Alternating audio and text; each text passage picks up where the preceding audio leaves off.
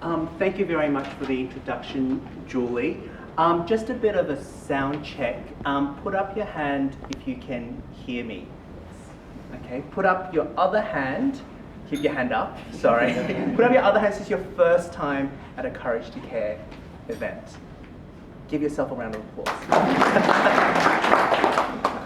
I'm a high school teacher, I can't resist. Before I start, I want to acknowledge the traditional owners of the land that we're meeting on today, the Wurrung people of the Kulin Nation. And as I tell my story here today, I want to acknowledge that this land and this country holds the stories of people that were here for tens of thousands of years. And these are also stories that don't get heard enough or treasured enough today. Courage to Care.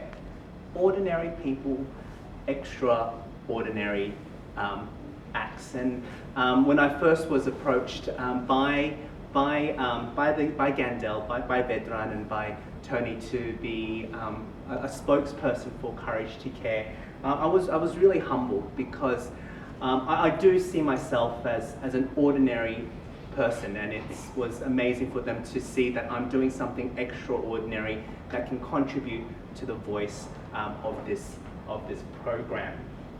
And it always makes me reflect on what about my story and my past that allows me to do what I do today. And today I'm going to start with a story about sort of my family history that I haven't told to many groups, but I'm starting to because I feel like that reflects some of my values and experiences. So I'm going to talk about my great-grandfather from my mother's side. So they were in southern China, and they were part of the landlord class in, I guess, feudalism China, where you have landowners and you have your peasants and your villagers that work for you. Now,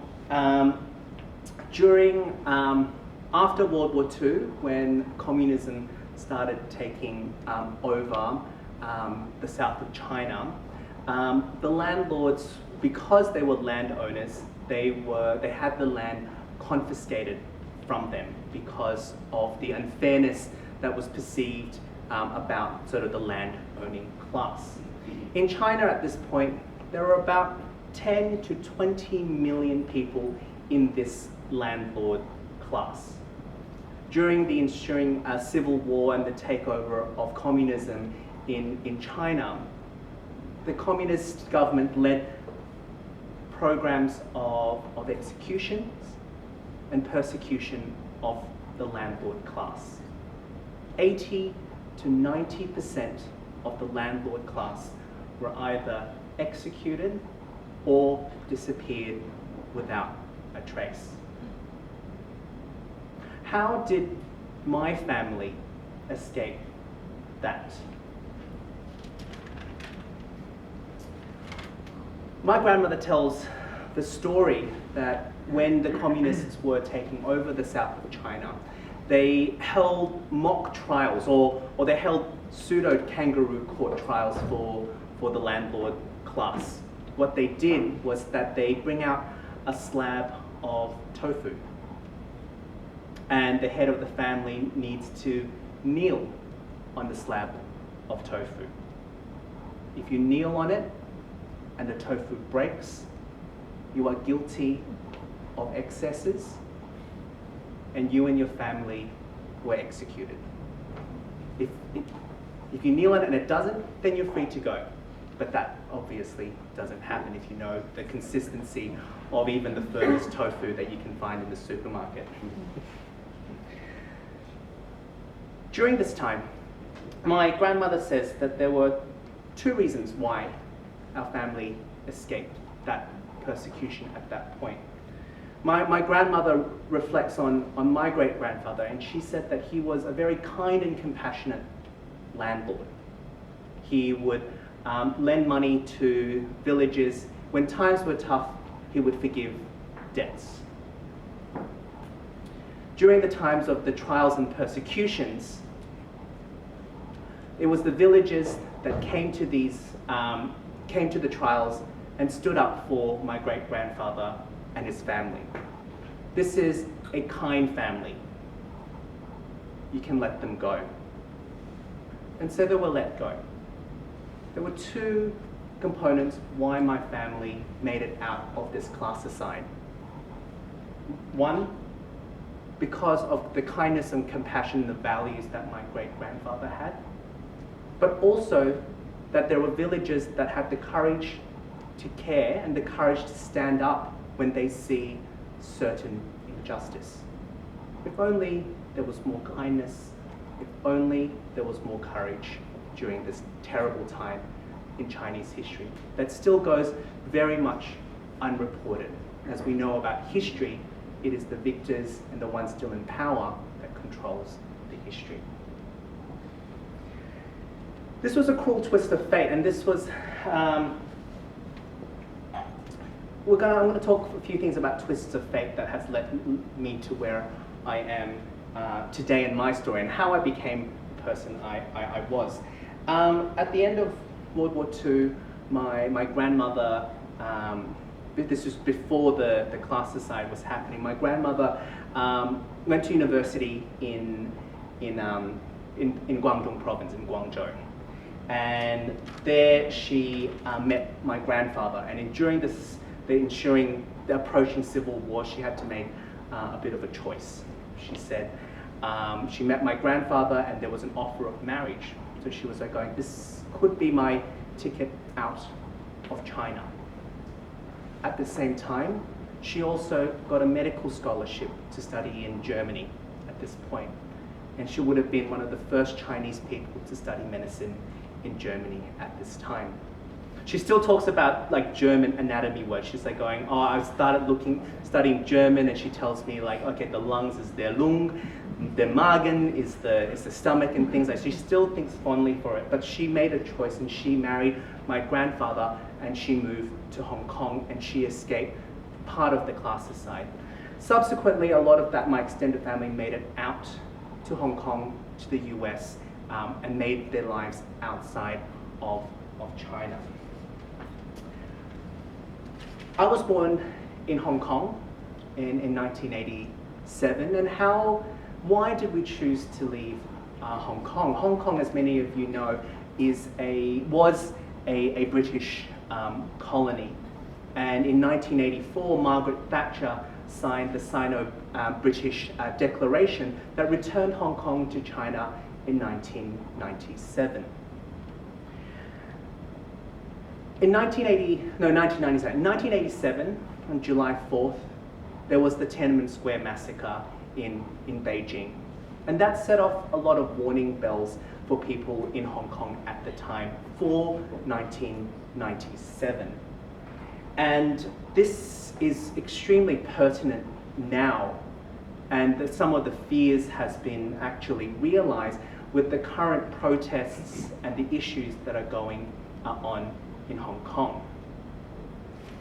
During the 90s, there was a lot of people that if they wanted to and they had the means to, they made plans to migrate. And in another interesting twist of fate, my parents applied to come to Australia, but they also applied for a US green card as well. And through the applications, they heard back from Australia first that we were granted a skilled migration visa, and plans started to be put in place.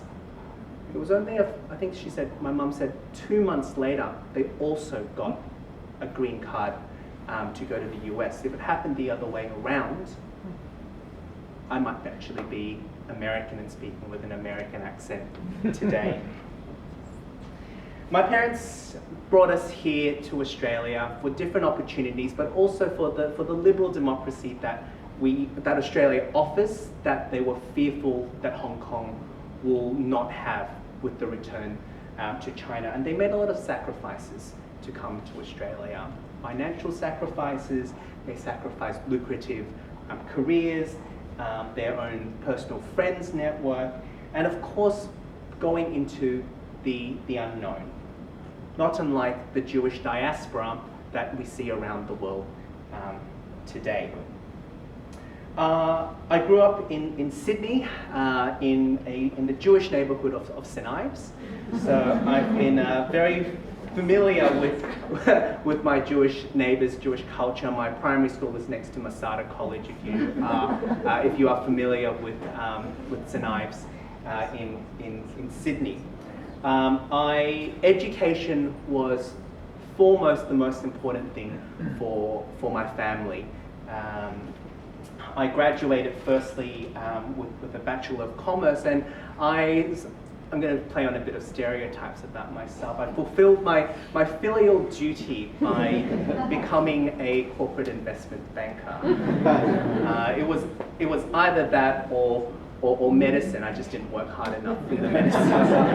My sister's becoming a dentist, so she kind of ticked that box as well. But banking didn't give me, I guess, some of the personal satisfaction, and I visited a friend who was teaching at a remote Aboriginal community, and I stayed and actually about a week there working in the classroom, and it was that experience that inspired me to want to be a teacher. That transitioned me into teaching, and I've been teaching for over 6 years now. Teaching is a very humbling experience, I have to say.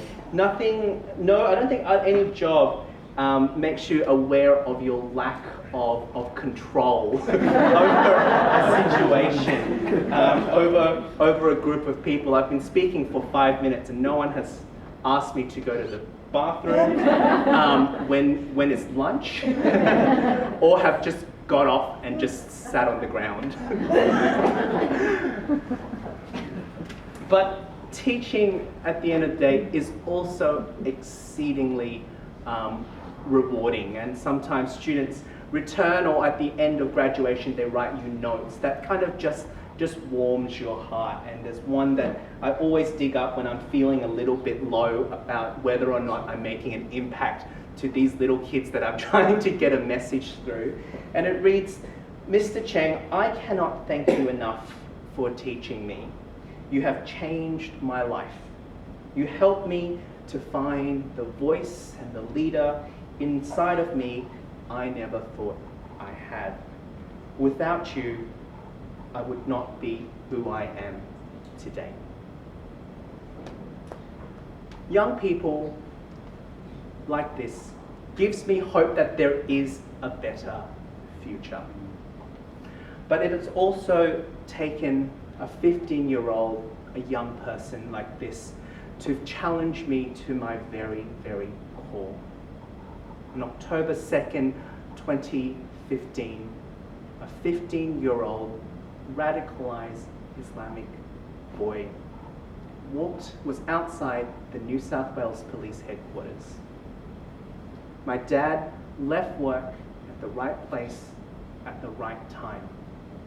Unbeknownst to him, 15-year-old Farhad walked up behind him, pulled up a gun and shot him in the back of the head. Shouting extreme Islamist slogans, he turned his attention to the front of the New South Wales Police headquarters, firing shots at the front door, which alerted special constables to return fire.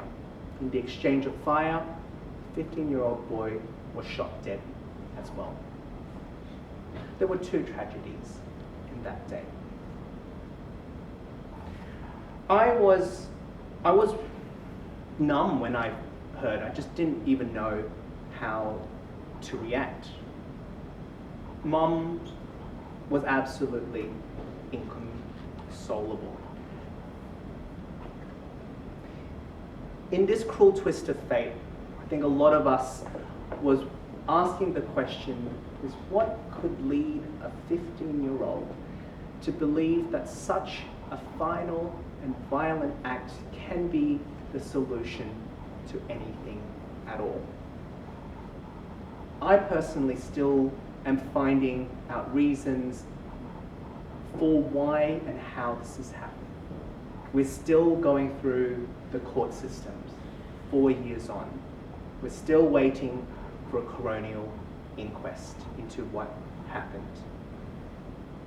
I'm trying to further educate myself, and I've applied for a Churchill Scholarship to find out more. Hopefully through that we can find a better understanding of how we can prevent this in Australia. I'm going to shift the story a little bit.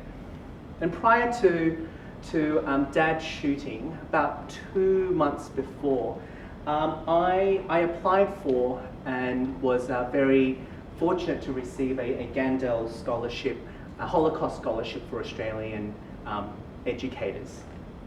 And that was such an important, I think, I'll explain why this was so important to me at this time. But after Dad's shooting, a lot of people were cautioning me, Alfred, don't go. It's going to be, you've just gone through something really traumatic, and spending a month learning about the Holocaust isn't going to actually cheer you up, is it? But I didn't want such an event to impact me. I'm a teacher of Year 10 history, and I really want to know how to teach the Holocaust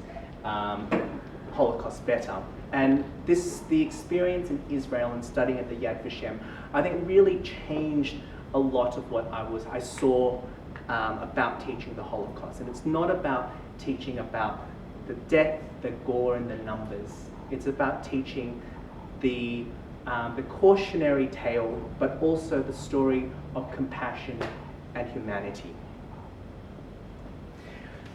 The most important, I think, lesson I had when I was there was listening to over a dozen Holocaust survivors. There were people, individuals from Schindler's List who were on the Kinder transport, people that survived because of the kindness and actions of others.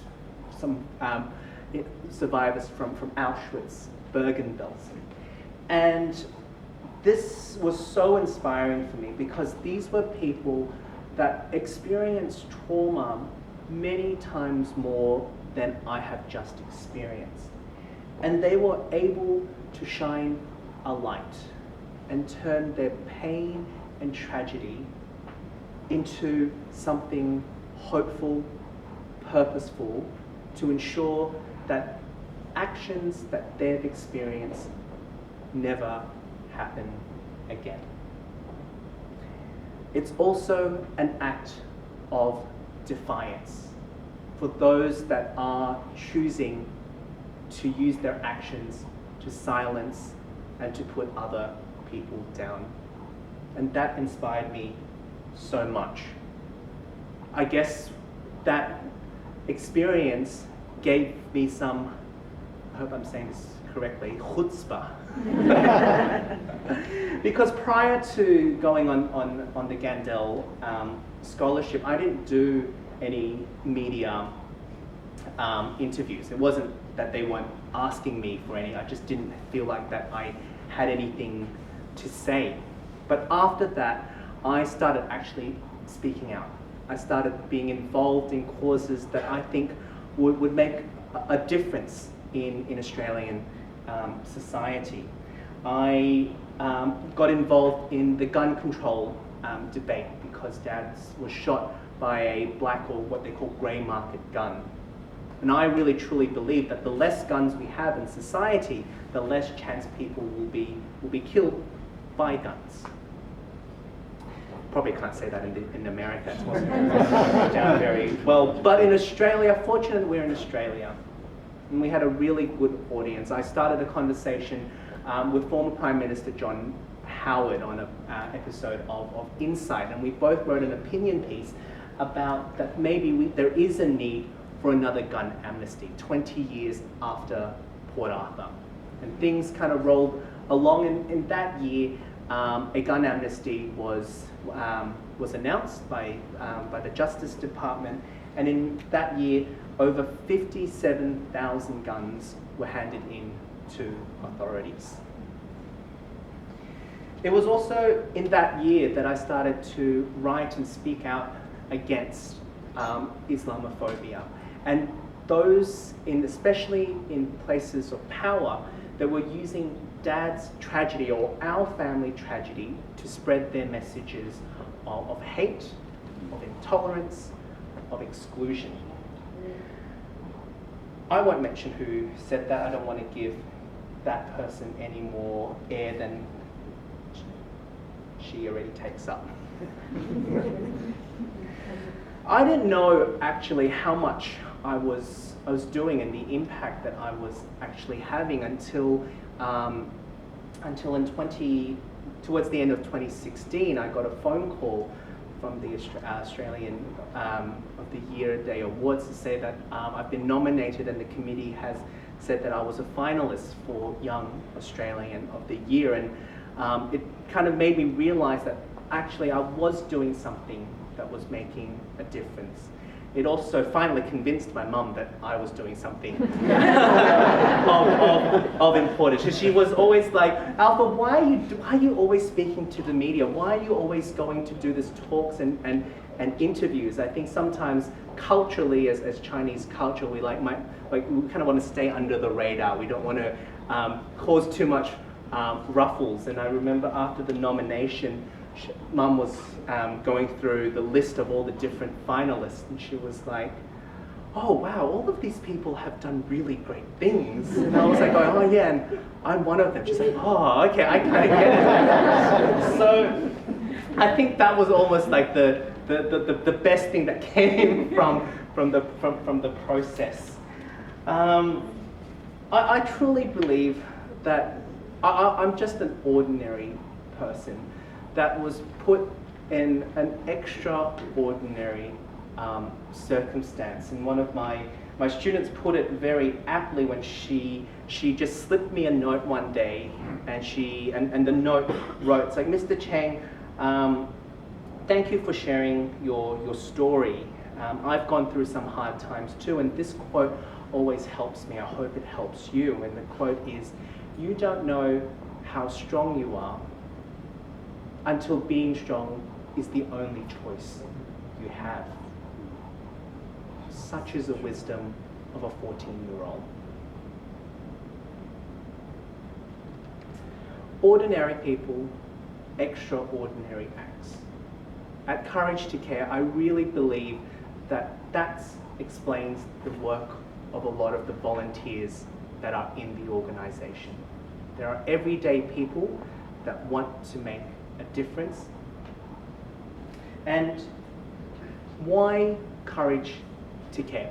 Why have I spoken out? Why am I here speaking in support of Courage to Care? Because I believe that it is an exceptional program, and it has the power to change minds and to make lasting impressions on young people. Not just about the dangers of prejudice and hate, but what they can do to speak out and to be upstanders. Courage to Care has come to my school, and it's so good. I teach in a low socioeconomic area, and the incursion model that is provided by Courage to Care is so good, because a lot of the times when there are excursions to museums and things like that, a lot of the kids that actually would benefit the most from the messages don't get a chance to go because they don't have the funds, they don't want to, they don't want to give the notes to their parents or carers, etc. So being able for a program to come to the school at little or at no cost makes a huge impact for the students that need it the most. They see firsthand the stories of a survivor. And as survivors are, I guess, passing because of time, it is more important than ever to have people to continue those stories for the next generation. It's absolutely extraordinary seeing students participate in Courage to Care. I've never seen my Year 10s as quiet as they are when their Courage to Care team are presenting or in the circles.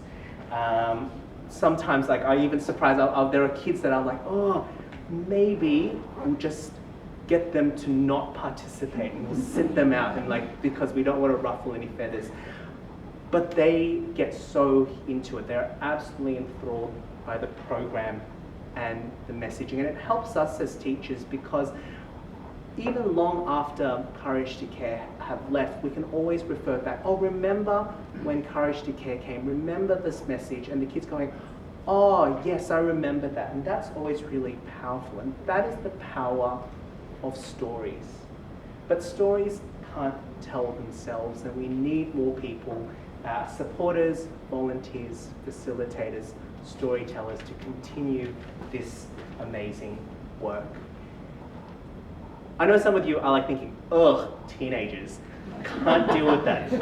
They just sound very, very scary. And yes, they can be, but generally I find that with teenagers, they are much nicer to people outside. Because, like, I think sometimes familiarity breeds contempt, and so when you bring some people from outside, they don't know who they are, they actually just kind of sit and actually listen and participate quite well. So that's one way of me dealing with potentially challenging teenagers. In a world of increasing polarization and tensions between different cultural groups, religious groups, other groups, Courage to Care is more important than ever. And it's not just about the Holocaust, it's not just about a persecution of a particular thing, because as teachers, we still hear so much language that is sexist, homophobic, racist, anti-Semitic, and Islamophobic as well. The optimist in me believes that we are all one human race. We all have the potential to lift each other up and to help and include everyone in a successful community. The pessimist and the realist in me know that we will never be able to see the end of prejudice, racism, discrimination, because we see that as patterns throughout history. But we can all play a part in minimizing and reducing the impacts of these on our communities. Courage to Care is an exceptional program that works